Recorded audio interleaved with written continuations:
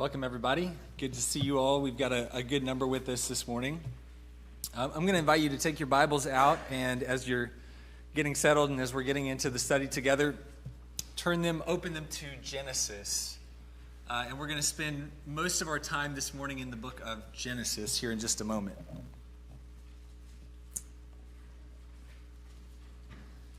Before we get into our text for this morning, I'd like to echo something that Scott said last week. Recently, Melanie and I were given a gift that was contributed to by a number of folks from the congregation, and we just want you to know from the bottom of our hearts how much that means to us. It's one of those things that I think touches us and humbles us whenever it happens, but especially so after the year that we've had.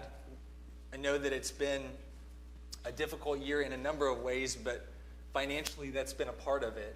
And I think one of the things that humbles us is to know the generous and the giving spirit that you all have even in times that are difficult. To me, it reflects the same kind of heart and spirit that was present in a lot of the New Testament churches, where even when they didn't always have money to give, they gave anyway, and they gave of their resources, really above and beyond. And that's always been true in our time here with you all. And truth is, I know that that's been true even before we came here. And so we want to thank you for that, for your generosity and your sharing with us. I know that it's not just a reflection of your love for us, it's a reflection of your love for the Lord primarily.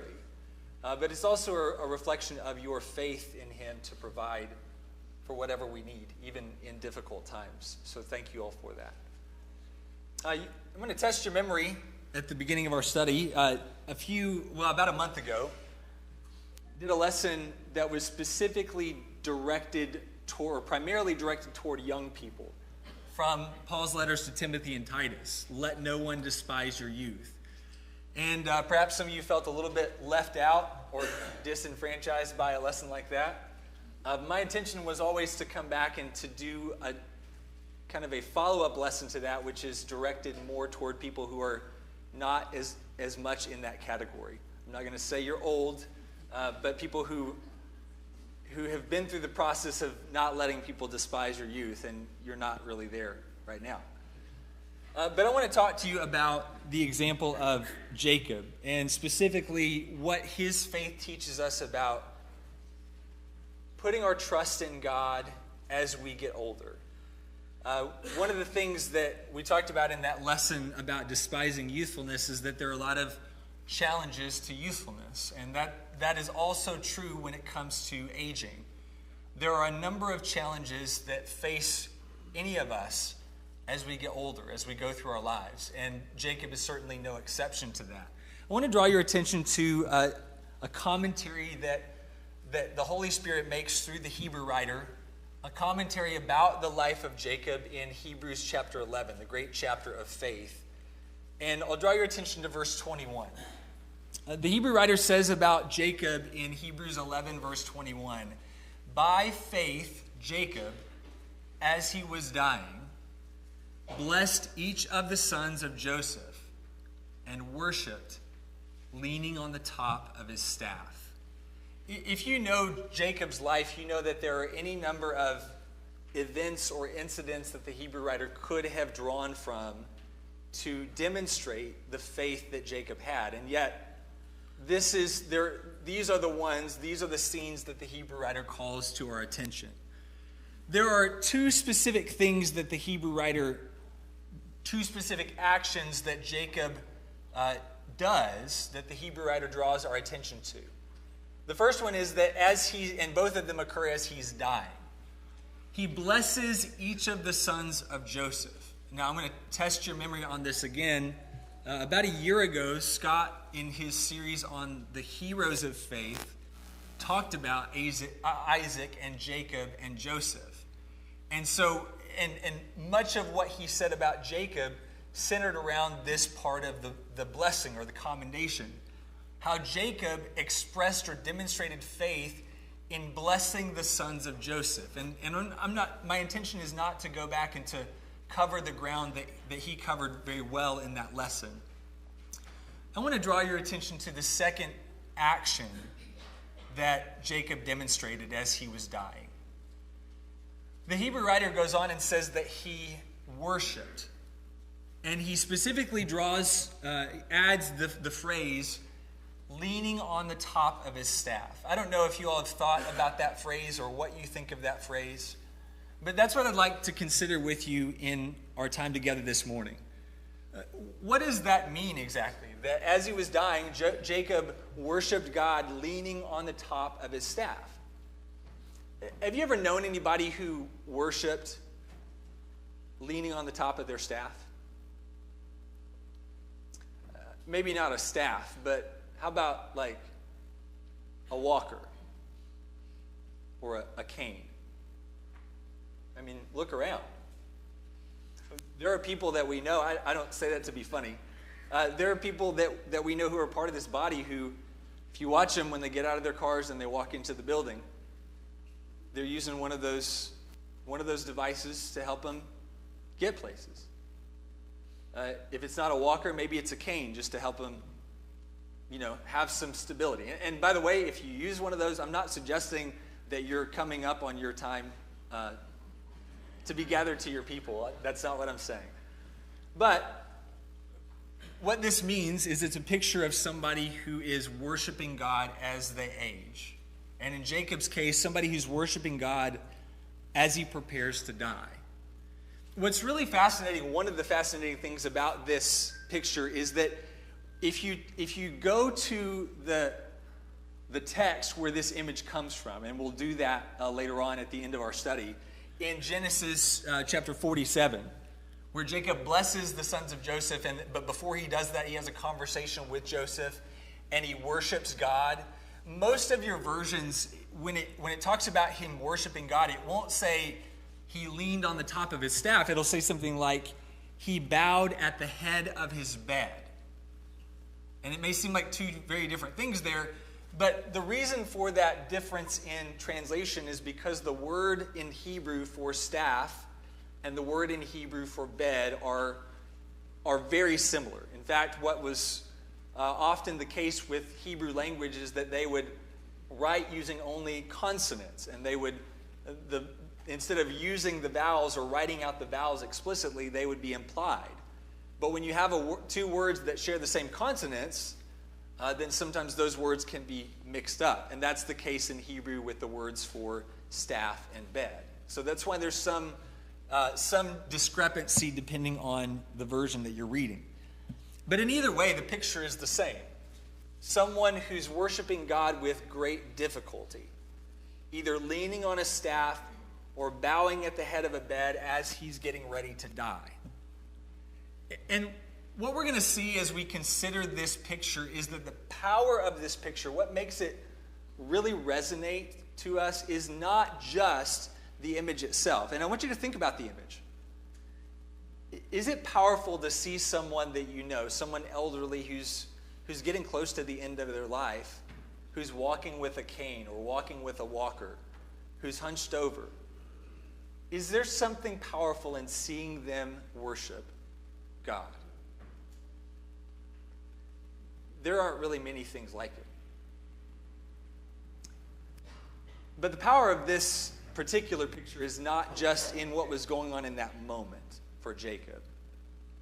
The power of this picture is also connected to everything that led up to this moment in his life. And that's what I want to spend the bulk of our time together this morning setting up, is before Jacob got to this point at the end of his life where he bowed his head and he worshiped God, what had he been through?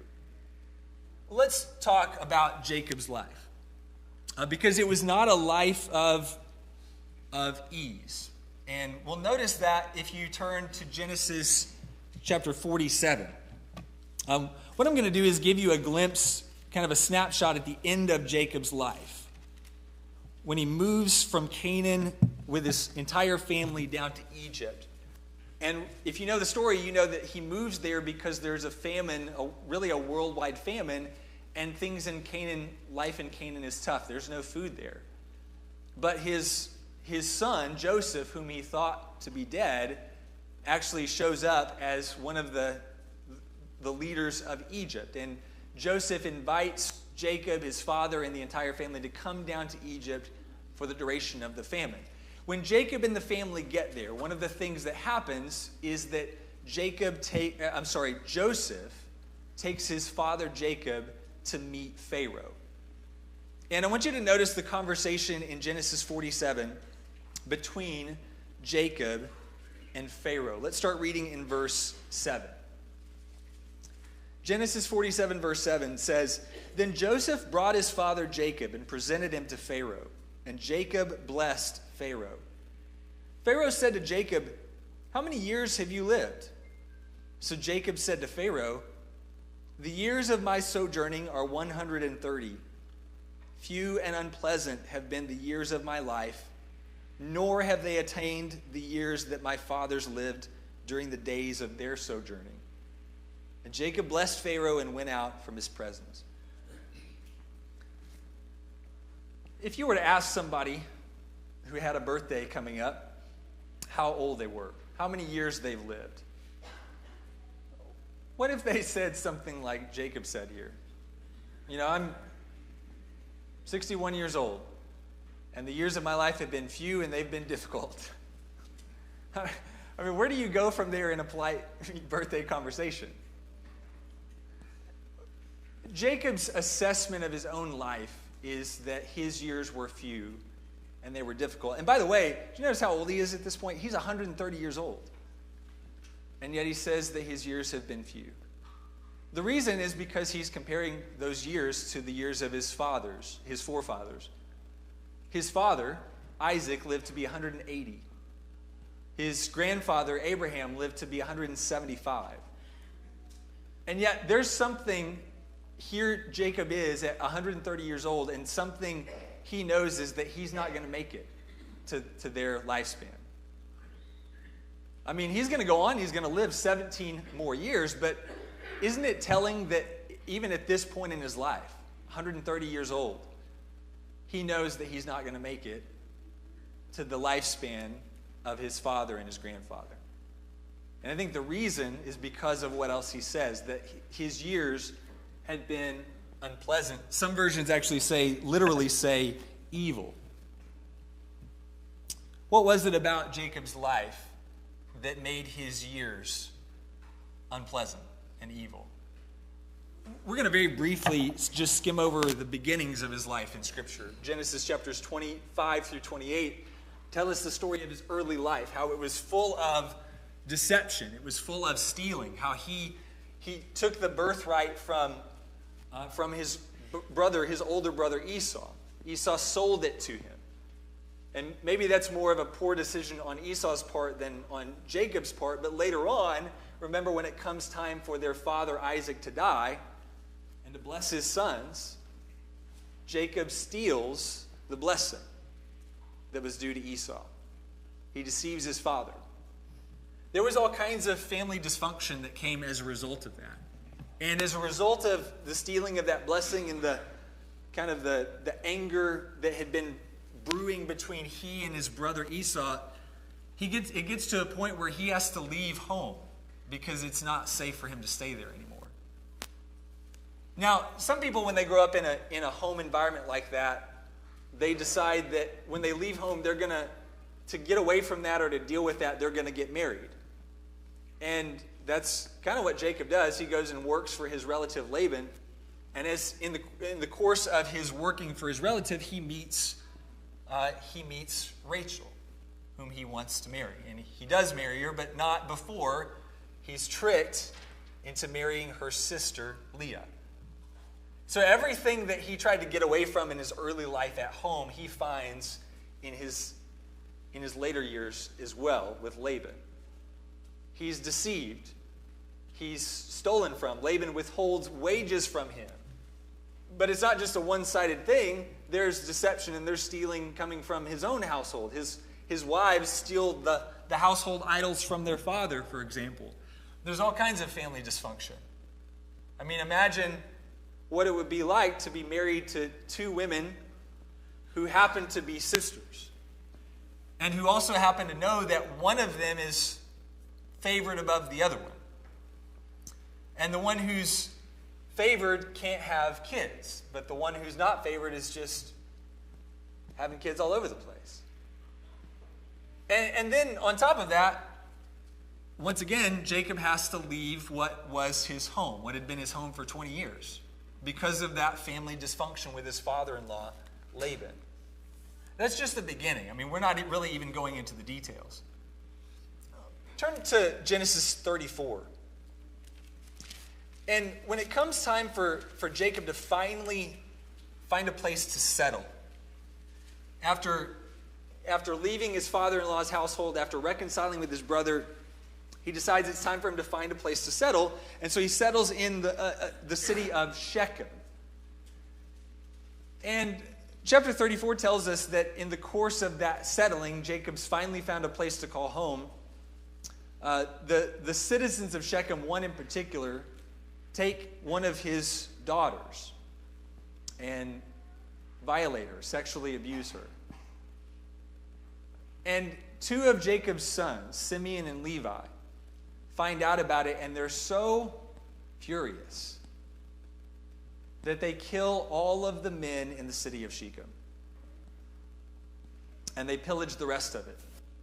All of the goods, all of the women and children, all of the wealth of the city they take for themselves. And what I want you to notice is the conversation Jacob has with his sons at the end of this incident in chapter 34, verse 30.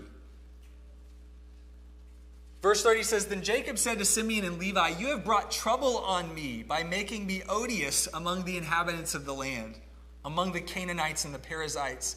And my men being few in number, they will gather together against me and attack me, and I will be destroyed, I and my household.'" Imagine what it would be like to be Jacob and to feel like everybody in the area in which you were living was now out to get you. And that if they wanted to, you were vulnerable and you didn't have the forces to protect yourself and your family. Would that take a toll on you? Very next chapter, Jacob moves from Shechem and he begins to journey toward other parts of Canaan.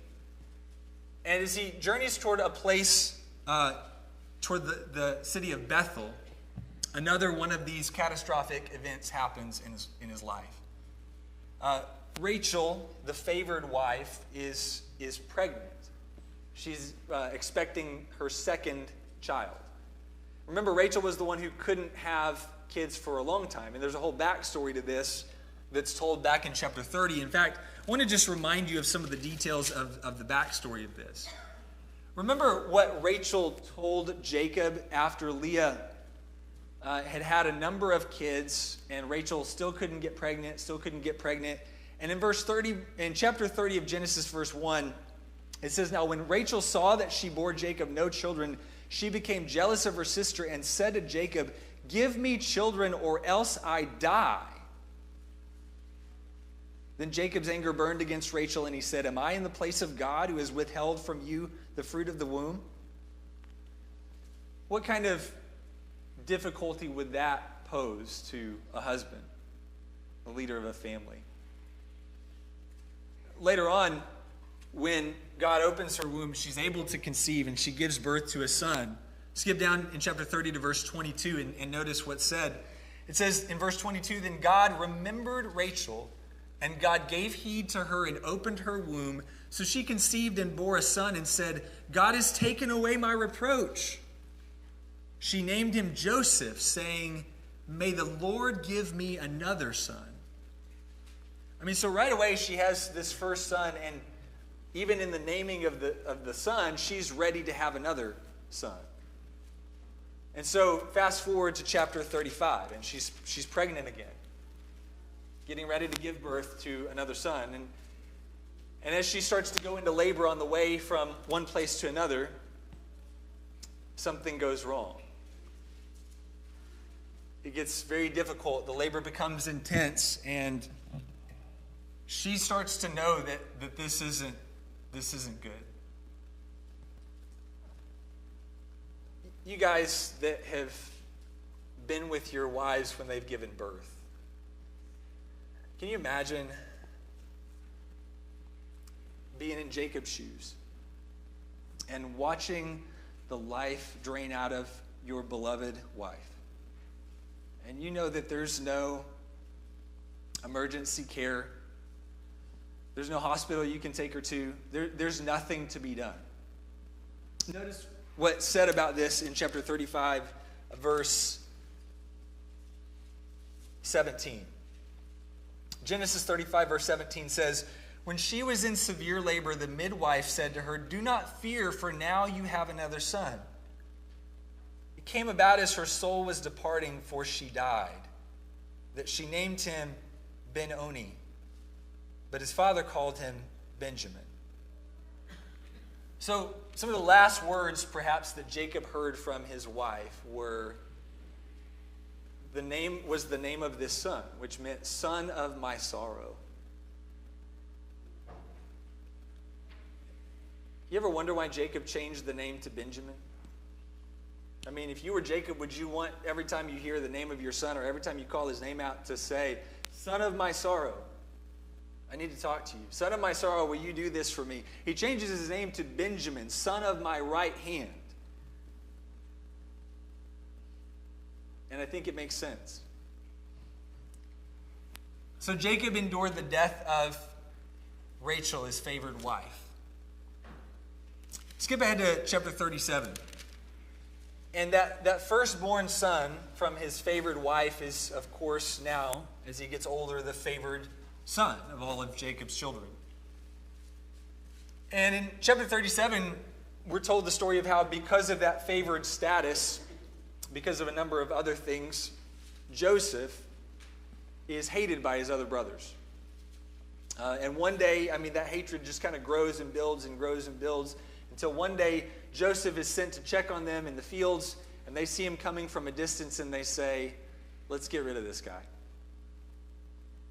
We've had enough of Joseph and his dreams." And so they plot to kill him. And when one of the brothers stands up for him and says, "No, let's not do that. Let's not bring blood on our hands. Let's not kill him," they throw him into a pit, and as they're trying to figure out what they're going to do next, they decide to sell him to a band of traders who happened to be coming through the land. And so Joseph is sold into slavery. But do you remember, there's still this outstanding issue. They've got to figure out what to tell their dad. And notice in Genesis 37, down in verse 31. "So they took Joseph's tunic and slaughtered a male goat and dipped the tunic in the blood. And they sent the varicolored tunic and brought it to their father and said, 'We found this. Please examine it to see whether it is your son's tunic or not.' Then he examined it and said, 'It is my son's tunic. A wild beast has devoured him. Joseph has surely been torn to pieces.' So Jacob tore his clothes and put sackcloth on his loins and mourned for his son many days. Then all his sons and all his daughters arose to comfort him, but he refused to be comforted. And he said, 'Surely I will go down to Sheol in mourning for my son.' So his father wept for him." Imagine heartbreak after heartbreak. You've watched your favorite wife, who begged God for another son. You watched her die giving birth to that son. And you watched the firstborn son that she gave birth to, that she brought into the world, your favorite son. You've seen what seems to be the evidence of him being torn apart in the field by a wild animal.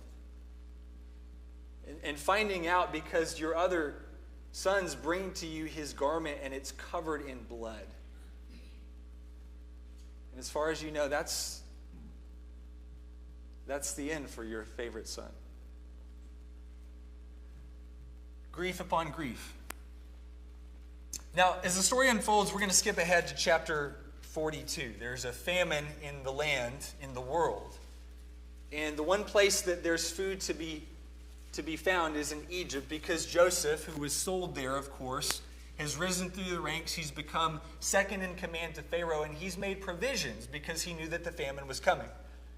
And so he's stored up grain in all of the nation of Egypt, enough for the nation itself and for others to come and to buy from the Egyptians. And so Joseph's brothers show up from Canaan, looking for grain to buy, not knowing that Joseph is alive and well in Egypt, that he's prospering there. And so they show up, and Joseph recognizes them. And remember, as the story goes, he accuses them of being spies. He says, you guys are here to spy out the land of Egypt. And they say, no, we're here for grain. And Joseph asks them about the family where they've come from. They tell him about their dad, and then their younger brother Benjamin, who hasn't been allowed to come because, remember, he's the only remaining son of Rachel, the favored wife. And Jacob can't bear to lose him. And so when Joseph finds out about this, he sends them home, and he says, to prove to me that you're not spies, you leave one of your brothers here with me, and you go and bring back your youngest brother to show me. And until you do that, you will not see my face, and you will not see your brother. So the sons go back to Joseph, and they report this. Or the sons go back to Jacob, and they report this to Jacob. And I want you to notice what's said in verse 36 of chapter 42. When they get back and they tell their father what's happened, and they find that Joseph has put their money back in their bags.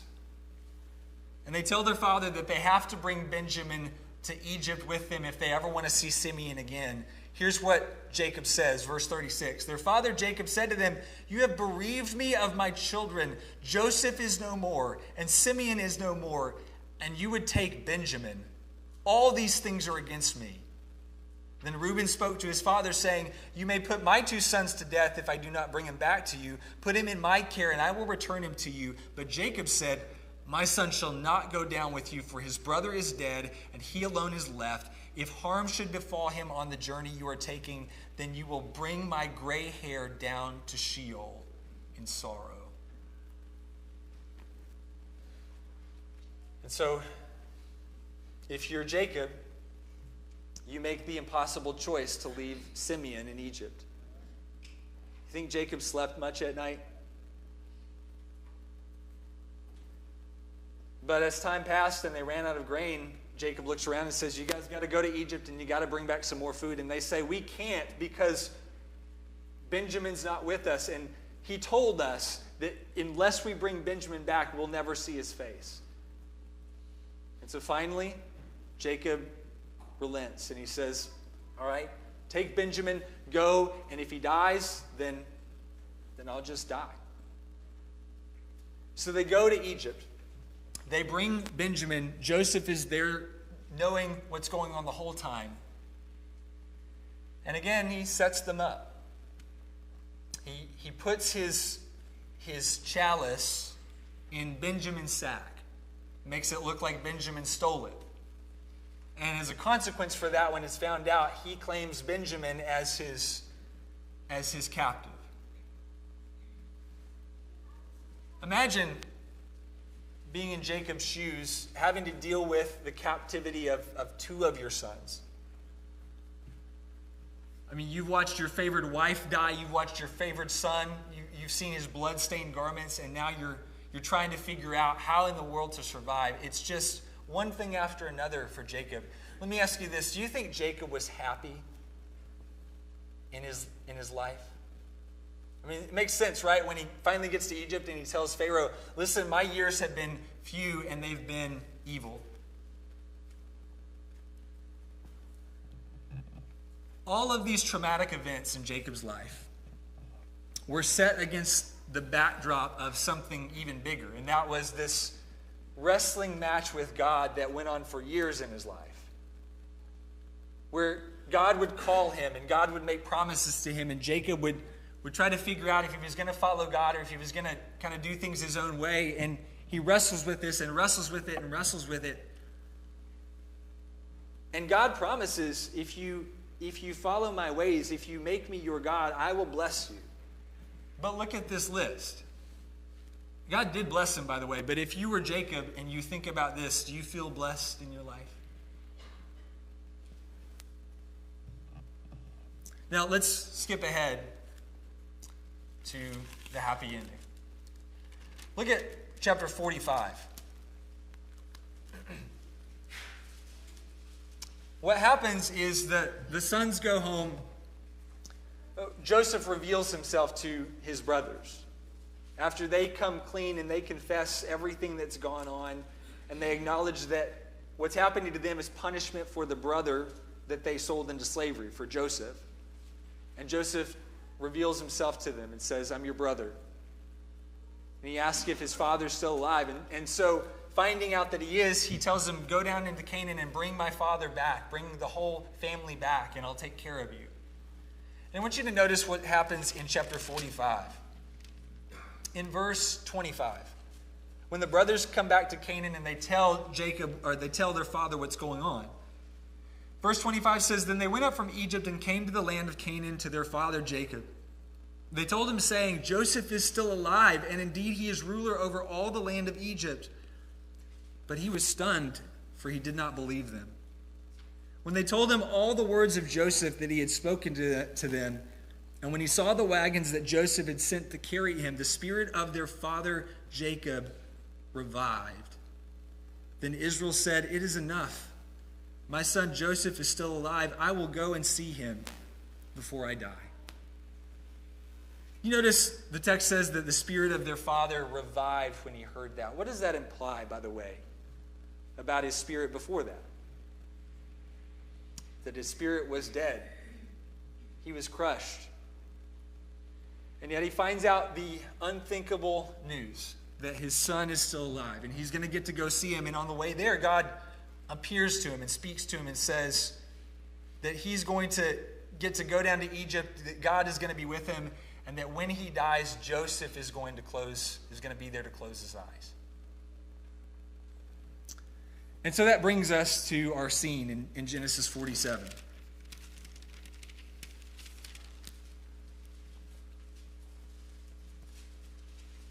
Jacob moves to Egypt. He's blessed and cared for abundantly.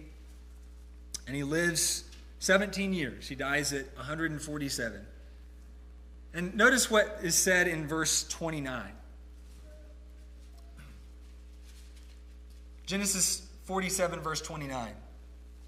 When the time for Israel to die drew near, he called his son Joseph and said to him, please, if I have found favor in your sight, place now your hand under my thigh and deal with me in kindness and faithfulness.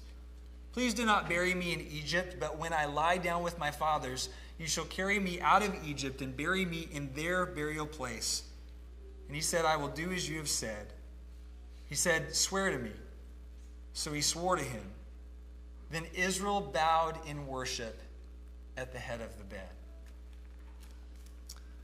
So Jacob and the whole family come down to Egypt. They're taken care of. And here at the end of his life, he makes Joseph promise to take him back to Canaan, where his forefathers are buried, where God had promised to give his descendants a land to call their own. And do you see this picture of Jacob, 147 years old, and he hears all of this, he sees all of this happen in his life, and he bows to worship God. As he reflects on all of the things that God has done for him.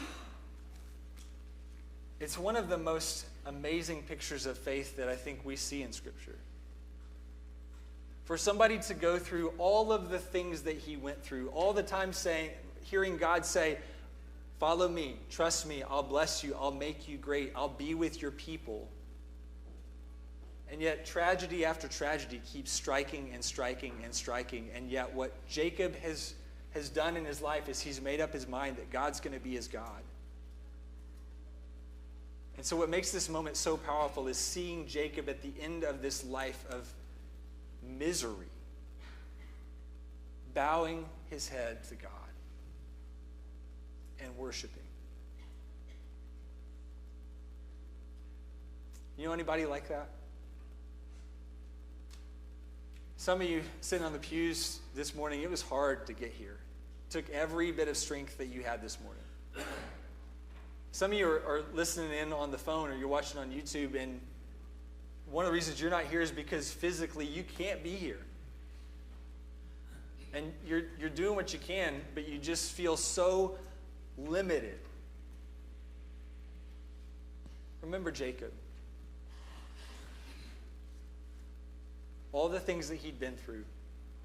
And what made him faithful was that he didn't let those things crush him.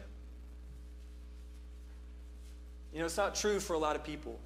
Hebrew writer says, as he was dying, he bowed his head in worship. There are a lot of people that have faith in God, but when it comes time for them to die, that faith is nowhere to be seen. They've had one too many injury. They've had one too many loved one that's died. They've had one too many insult or one too many tragedy that happened to them. And so they threw up their hands and said, I'm done. Like Job's wife, they said, I'm just going to curse God and die. I'm done with this. But Jacob was faithful. And he bowed his head and he worshiped his God. And that's a sign of faith. So as you face the trials that you're going through, just remember that.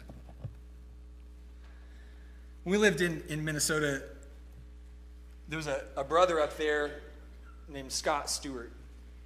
I think I've mentioned him briefly here in the past, but by the time I got to know Scott, he was in the latter stages of a battle against cancer, really bad. Like in his pancreas and his liver, and it just kind of spread everywhere. I've not been around many dying people. And what I mean by that is like in the room, literally when the life is going out of them. But I remember being around Scott as he was fighting through his last days on earth.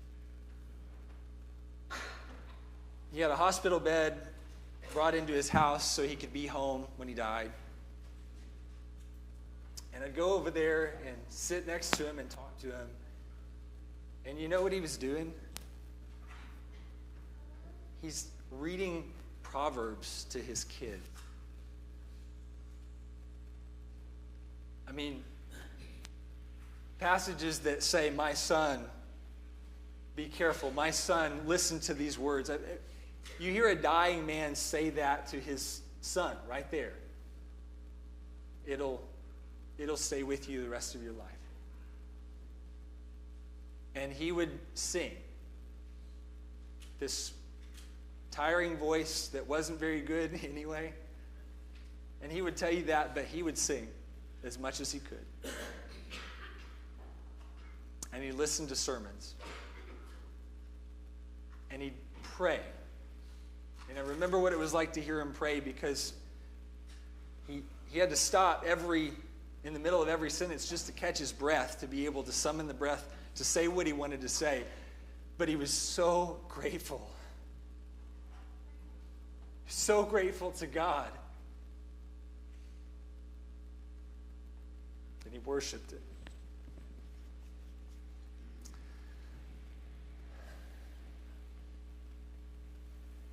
Is there anything in your life that's going to happen to you that you're going to let break you? Or you see somebody like Jacob, and you say, if he could go through that and trust that God was with him and see this through to the end, there's nothing that life can bring against me that's going to keep me from worshiping the God that I love. By faith, Jacob worshiped, leaned on his staff, he bowed his head, and he was gathered to his people. What a legacy. God help us be the kind of people that will leave the same kind of legacy for those that outlive us.